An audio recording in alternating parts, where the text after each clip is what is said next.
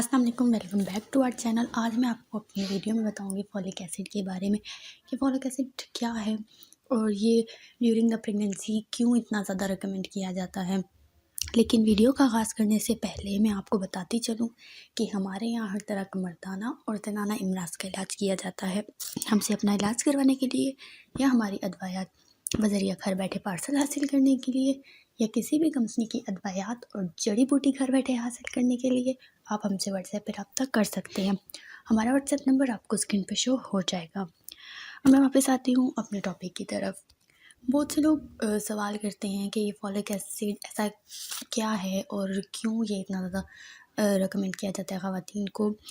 Folic acid basically vitamin B family का member है। इसे विटामिन B9 या फॉलिड बी भी कहते हैं और ये ख़वातीन को बहुत ज़्यादा रिकमेंड किया जाता है, चाहे वो किसी भी एज की हो। ख़ास तौर पे जब वो प्रेग्नेंट होती हैं तो उन्हें सबसे ज़्यादा फॉलिक एसिड के इस्तेमाल का कहा जाता है।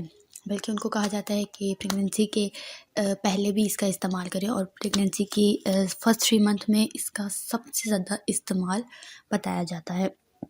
फॉलिक एसिड पाया किन चीज़ों में जाता है?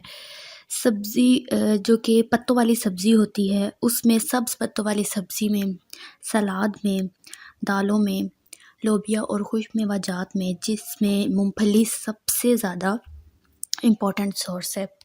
ये क्यों ज़रूरी होता है, इसकी एग्जांपल आप इस तरह ले लेंगे। एक इमारत है, उसमें जो लगी हुई ईंटें हैं वो उसकी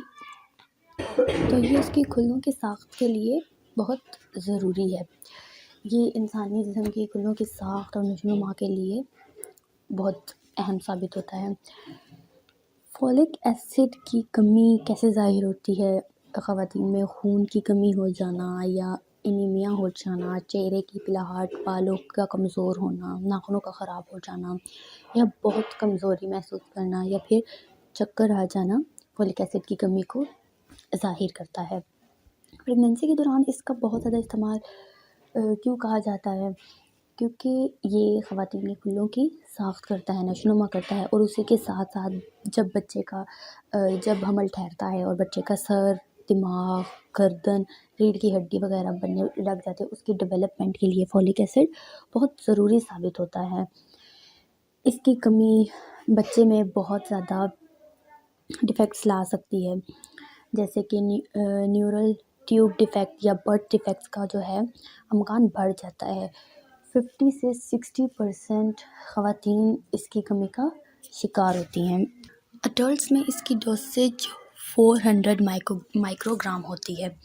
लेकिन अगर किसी ख़वातीन का पहले बच्चा न्यूरल ट्यूब डिफ़ेक्ट हो चुका है या उसके बर्थ में कोई डिफ़ेक्ट हो चुका है तो फिर उसके जिस्म में ख़वातीन के जिस्म में इसकी डोसेज, फॉलिक एसिड की डोसेज जो है वो बढ़ा दी जाती है। इसलिए ख़वातीन को प्रेगनेंसी से 3 मंथ पहले और प्रेगनेंसी के 3-4 मंथ तक फॉलिक एसिड का इस्तेमाल ज़रूर बताया जाता है। मैं उम्मीद करती हूँ मेरी वीडियो आपके लिए हेल्पफुल साबित हुई होगी।